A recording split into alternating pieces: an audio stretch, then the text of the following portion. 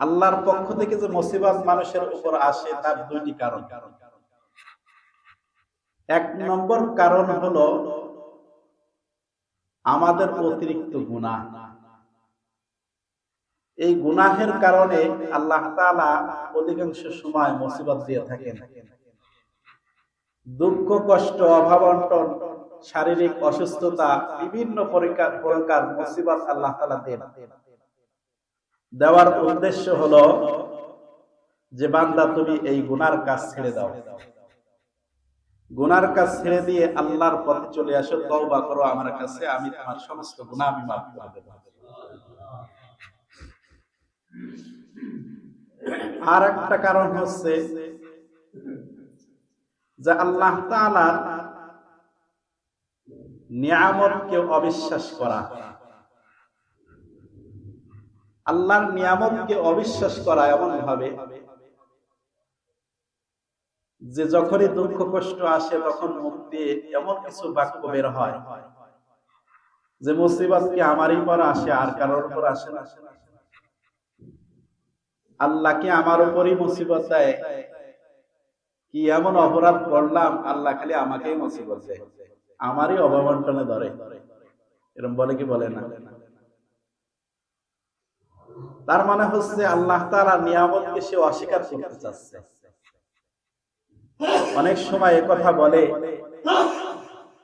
যে আমার জীবনে কোনোদিন সুখ আসলো না, পুরোটা জীবনই আমার অসুখের মধ্যে গেল, মুসিবতের মধ্যে গেল। তার মানে আল্লাহ তাআলা যে মাঝে মাঝে নিয়ামত দিয়েছিলেন, এই নিয়ামতকেও সে অস্বীকার করল।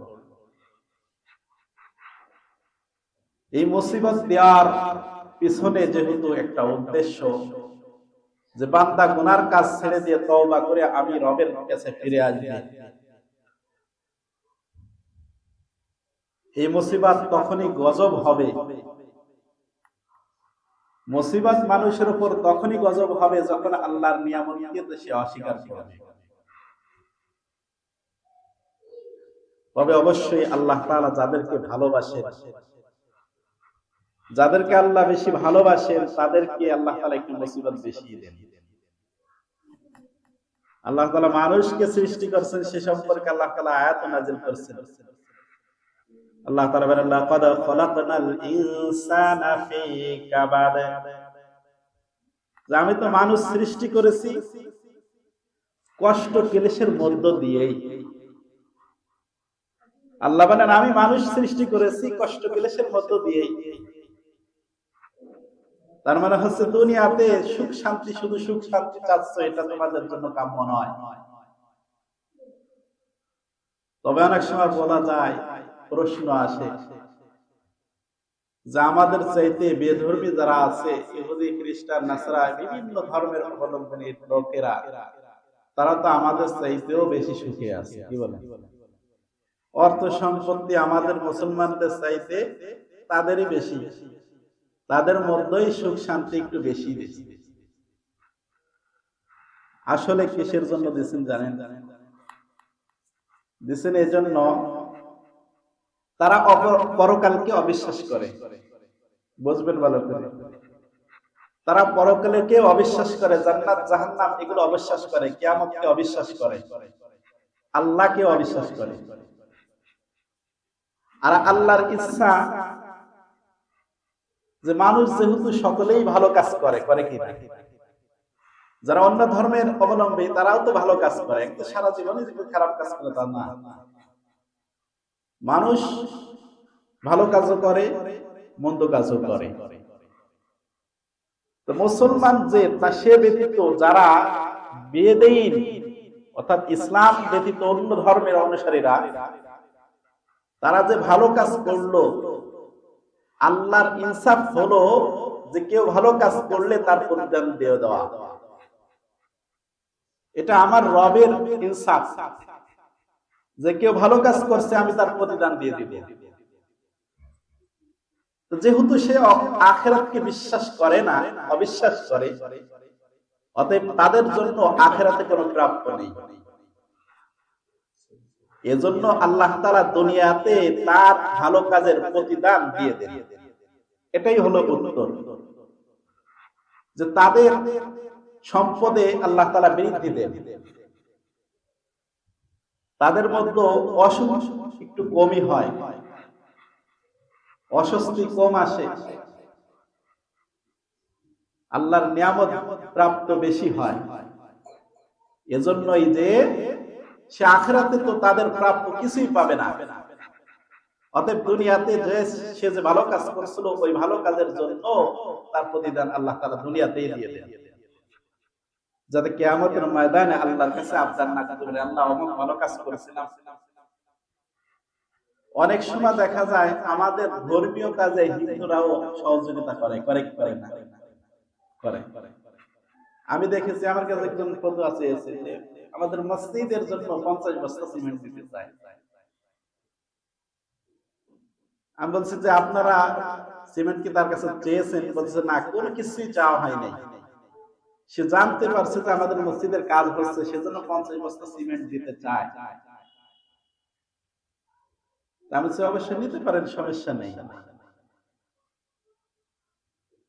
তো 50 বস্তা সিমেন্ট দিল, আল্লাহ তাআলা তার প্রতিদান দিয়ে দেন, কারণ সে জানে যে মুসলমানদের কোন ধর্মীয় কাজে সহযোগিতা করলে আমার ভিতরে উন্নতি আসে, এজন্য সে বেশি বেশি দান করে। দান সদকার মাধ্যমে সম্পদ বৃদ্ধি পায়। ওদের আখিরাতে কোনো অংশ নাই, সে সম্পর্কে আল্লাহ তাআলা বলেন উলাইকাল্লাযীনা লাইসা লাহুম ফিল আখিরাতি ইল্লান নার, যারা সেই সব লোক যাদের পরকালে তাদের কোনো অংশ নাই, শুধুমাত্র আছে জাহান্নাম। জাহান্নাম ব্যতীত আর কিছু নেই তাদের জন্য। এজন্য তাদের দুনিয়াতে তাদের সমস্ত কিছু পরিশোধ করে দেওয়া হয়। আল্লাহর ইনসাফ হলো এটাই যে মানুষ ভালো কাজ করবে তার প্রতিদান আল্লাহ দিয়ে দেবে। মুসলিম ভালো কাজ করে, প্রতিদান আল্লাহ তাআলা দুনিয়াতে দিলে আখিরাতের জন্য অবশ্যই দিবেন। আখিরাতে আল্লাহ তাআলা অবশ্যই দিবেন, তবে অনেকেরই দুনিয়াতেও দিয়ে থাকেন, এটা একটা অ্যাডভান্স বোনাস। তা সর্বদাই সুখ চাওয়া এটা আমাদের কাম্য নয়, যে কখনোই দুঃখ চায় না। একটা ঘটনা আপনাদের সামনে তুলে ধরি। শাহ আশরাফ আলী থানভী রাহমাতুল্লাহ আলাইহি হাকিমুল উম্মাত, তেনার একটি কিতাবের মধ্যে এই ঘটনাটা উল্লেখ করেছেন।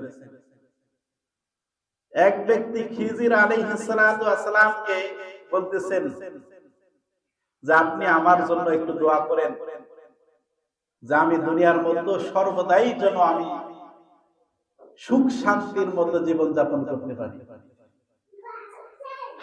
খিজির আলাইহিস সালাম বলতেছেন না, এটা আল্লাহর নিজামের বাহিরে, কারণ সুখ দুঃখ মিলেই আল্লাহ তাআলা এই দুনিয়াকে তৈরি করেছেন।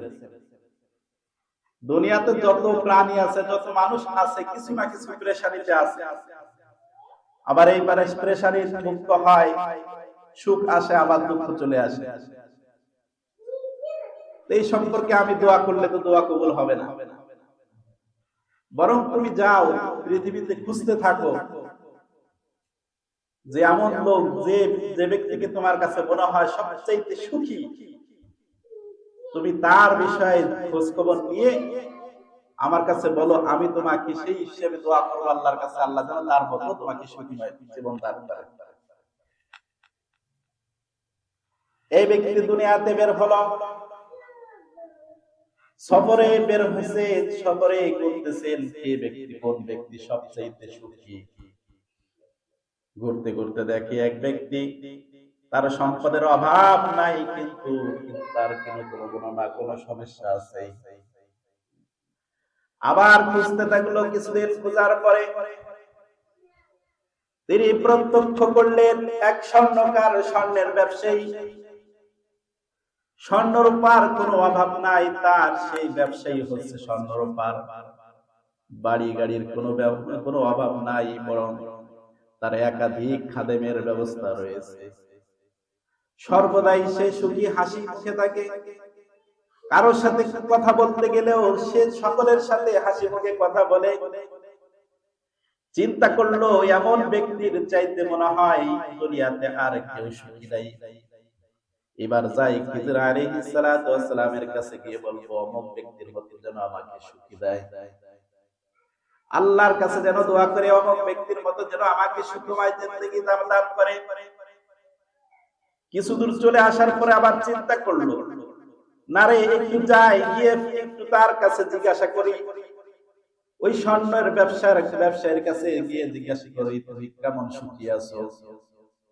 লোকটি ফিরে গেল, ফিরে গিয়ে দেখলো তার সাথে পাশেই যুবক, তাগড়া যুবক, সুদর্শন চেহারার অধিকারী যুবক তার পাশে দাঁড়িয়ে আছে। অবশ্যই রাজকুমার হবে, তারই সন্তান। স্বর্ণকারের কাছে গিয়ে যখন বলল, যে সমস্ত ঘটনা বলল, যে আমি অনেক দিন যাবত অনেক জায়গায় সফর করেছি, কিন্তু আপনার মতো সুখী মানুষ আর কখনো দেখিনি।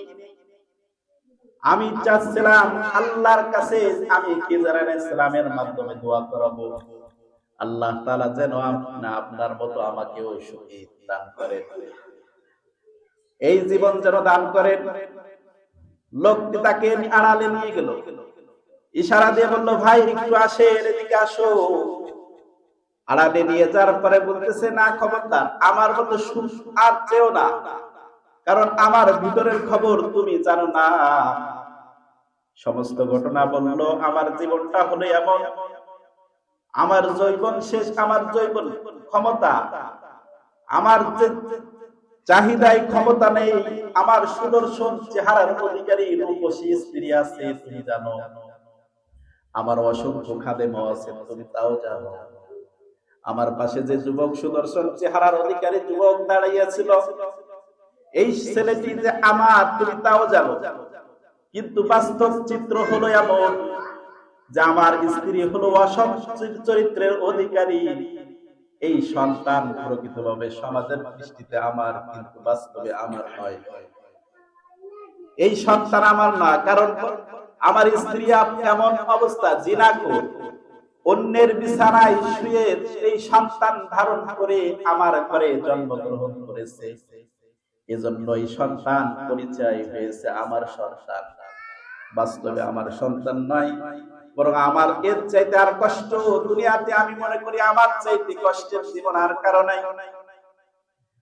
এই লোকটি আল্লাহর বান্দা হতভম্ব হয়ে গেছে, এ কি অবস্থা, সারা দুনিয়া ঘুরি, সবচাইতে সুখী জীবন মনে হলো তোমার, আর তোমার মতো আমি সুখী হইতে চেয়েছিলাম, না না হয়ে গেছে, আমার আর সুখী হওয়ার প্রয়োজন নাই।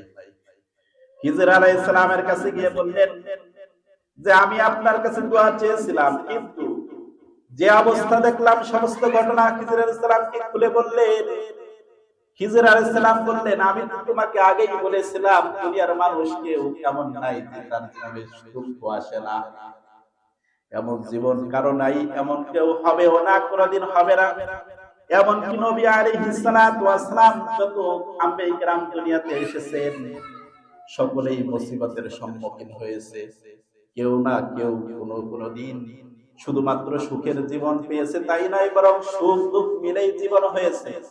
অতএব তোমার জন্য এতটুকু দোয়া করি যে আল্লাহ তাআলা তোমাকে সবচাইতে সুখী মানুষ হিসেবে কবুল করুন। খিজির আলাইহিস সালাম দোয়া করলেন। সম্মানিত হাজিরিন, এটাই বুঝাইতে চাচ্ছি যে দুনিয়াটা হচ্ছিল সুখ দুঃখ মিলেই জীবন, দুনিয়ার জীবনটা এমনই হবে। সুখ চাইতে হলে তো ওই আল্লাহর কাছে যে নিয়ামত রয়েছে, যে নিয়ামত সম্পর্কে আল্লাহ প্রতিশ্রুতি দিয়েছেন, এই জান্নাতের প্রতিশ্রুতি মুত্তাকিদের জন্য, খোদাবীর লোকদের জন্য, আল্লাহর গোলামদের জন্য যে প্রতিশ্রুতি দিয়েছেন, এই প্রতিশ্রুতি যদি কেউ আমরা পূর্ণভাবে আদায় করতে পারি, আমরা যদি আল্লাহর সঠিকভাবে ইবাদত করতে পারি, তাহলে আল্লাহর প্রতিশ্রুতি, আল্লাহ ওয়াদা ভঙ্গ করেন না, বরং ওয়াদা আল্লাহ তাআলা ঠিক রাখেন। আমরা তো জালিম, আমরা তো ওয়াদা ভঙ্গ করি, কিন্তু আমার রব কখনো আল্লাহর ওয়াদা ভঙ্গ করবেন না। যেই ওয়াদা দিয়েছেন, বান্দা আমল করে আসো, সৎ আমল করে আসো, সমস্ত গুনার কাজ ছেড়ে দিয়ে আসো, আমি আল্লাহ তোমাকে বিনা হিসেবে জান্নাত দান করব। যেই জান্নাতে কোনো দুঃখ নাই, কষ্ট নাই, পেরেশানি নাই, লা ইয়াসমাউ ফিহা লাগিয়া, আরে সেখানে কোনো খারাপ কথা, অশ্লীল কথাবার্তাও কেউ কোনোদিন বলবে না, শুনবে না। দেখবেন অনেক প্রতিবেশী আছে, যে তাদের অশান্তির কারণে আরেক প্রতিবেশী অশান্তিতে থাকে, এমন গালিগালাজ, এমন শব্দ ব্যবহার করে যে প্রতিবেশীরাও পর্যন্ত তারাও কষ্টে থাকে। সম্মানিত হাজিরিন, এজন্য ওই জান্নাত, যেই জান্নাতের মধ্যে আল্লাহ তাআলা অসংখ্য নিয়ামত আল্লাহ তাআলা দিয়ে রেখেছেন, আমরা সকলে বিশ্বাসী যে মানুষ তিনটা জিনিস যদি পায় তাহলে আর কিছু লাগে না। কয়টি জিনিস? তিনটা জিনিস যদি পায় তাহলে আর তার কিছু লাগে না। এক নম্বর হলো সম্পদ, এক নম্বর কি? দুই নম্বর হলো আহার্য, অর্থাৎ যত ইচ্ছা খাবার, মানে চাহিদা অনুযায়ী এই চাহিদা। তিন নম্বর নারী। এর বাইরে কি কেউ কিছু আছে? কি বলেন? এর বাইরে তো কিছু নেই। এই সম্পর্কেও আল্লাহ তাআলা বলেছেন, হাদিসে কুদসিতে আল্লাহ তাআলা বলেন, আ'আদাতু লিইবাদিয়াস সালিহিন মা লা আইনুন রাআত ওয়ালা উযুনুন সামিআত ওয়ালা খাতারা আলা কলবি বাশার। বান্দা, মুত্তাকিন বান্দাদের জন্য আমি এমন কিছু প্রস্তুত রেখেছি, এমন নিয়ামত জান্নাতের মধ্যে প্রস্তুত রেখেছি, যেই নিয়ামত কোনো মানুষের চোখ দেখেনি, যেই নিয়ামত মানুষ কোনোদিন শ্রবণ করেনি, এমন কিছু নিয়ামত রেখেছি যেই বান্দা কোনোদিন কল্পনাও করতে পারেনি, এমন নিয়ামত রেখেছি বান্দা। ইন্নাল্লাযীনা আমানু ওয়া আমিলুস সালিহাতি কানাত লাহুম জান্নাতুল ফিরদাউসি নুজুলা। যারা ঈমান আনলো, সৎ আমল করলো, অসৎ কাজ ছেড়ে দিয়ে সৎ আমল শুরু করেছে, আল্লাহ তাআলা বলেন আমি তার জন্য জান্নাতুল ফিরদাউস রেখে দিয়েছি। সুবহানাল্লাহ। শুধু তাই নয়, আল্লাহ তাআলা বলেন তুমি নারী চাও, তুমি নারী চাও, গাড়ি চাও, সব কিছু তোমাকে দেওয়া হবে। রাসূল বলেন জান্নাতীদেরকে আল্লাহ তাআলা স্পেশালি ভাবে, জান্নাতি যুবকদেরকে আল্লাহ তাআলা জান্নাতের মধ্যে জান্নাতের হুরদের সাথে বিবাহ দেবেন। সুবহানাল্লাহ। জান্নাতের মধ্যে আল্লাহ বিবাহ দিবেন। আল্লাহ নিজে বলতেছেন যে আমি বান্দাদেরকে জান্নাতের মধ্যে বিবাহ দিব। তুমি নারীর পাগল, জান্নাতের নারীর সাথে কোনোদিন দুনিয়ার নারীর তুলনা হয় না। দুনিয়ার নারী কিছু সময় যদি কাম করে, দেখবেন তার শরীর থেকে একটা গন্ধ আসছে, গন্ধ। অনেক সময় স্বামীও তার কাছে যাইতে চায় না, বলে যে গোসল করে আসো। কিন্তু জান্নাতের নারীরা এমন, ৪০ বছর ১০০ বছর গোসল না করলেও তার শরীর থেকে গন্ধ আসবে না, বরং খুশবু আসবে। যার ফলের থেকে মধুর চাইতে মিষ্টি নালা আসবে। যার চেহারা সম্পর্কে আসছে যে ৭০ পাত্তা যদি কাপড় পরিধান করে, ওই কাপড়ের পরিধান করা সত্ত্বেও তার পায়ের অংশ ঝলঝল দেখতে পাওয়া যাবে। এত সুন্দরের রূপসী হবে, মাসে ৩ দিন ৫ দিন ১০ দিন অপেক্ষা করা লাগবে না, সারা জীবন তোমার খিদমত করবে। এমন চেহারা রাসূল বলেন জান্নাতে যখন যুবক জান্নাতে দেওয়া হবে, যুবককে আল্লাহর বান্দাকে জান্নাতে দেওয়ার সাথে সাথে যখন সর্বপ্রথম হুরের সাথে দেখা হবে, সে হুরের দিকে এমন ভাবে তাকাবে যে একাধারে ৪০ বছর পর্যন্ত তাকিয়ে থাকবে, তবুও তার এক নজর পলক ফেলাবে না। সুবহানাল্লাহ। নিয়ামত রেখে দিয়েছে আল্লাহ, অসংখ্য নিয়ামত। কি চাবা, সমস্ত নিয়ামত তোমাকে দেওয়া হবে। এজন্য দোস্ত বুজুর্গ, সময় শেষ। যেই কথাগুলো বললাম, যদি শুধুমাত্র দুনিয়ার সুখ শান্তি, সীমিত যে সুখ শান্তি, এই সুখ শান্তি পিছনে পড়ে চিরস্থায়ী সুখ শান্তিকে যেন আমরা ভুলে না যাই। আল্লাহর কাছে সর্বদা দোয়া করা, আল্লাহর ইবাদত করা, বেশি বেশি দোয়া করা যে আল্লাহ তাআলা যেন আমাদেরকে আল্লাহর ওয়াদা মতো জান্নাতের অধিবাসী হওয়ার তৌফিক দান করেন। সকলে বলুন আমিন। ওয়া আখিরু দাওয়ানা আলহামদুলিল্লাহি রাব্বিল আলামিন। যাদের সুন্নাত বাকি আছে তাদের কাছে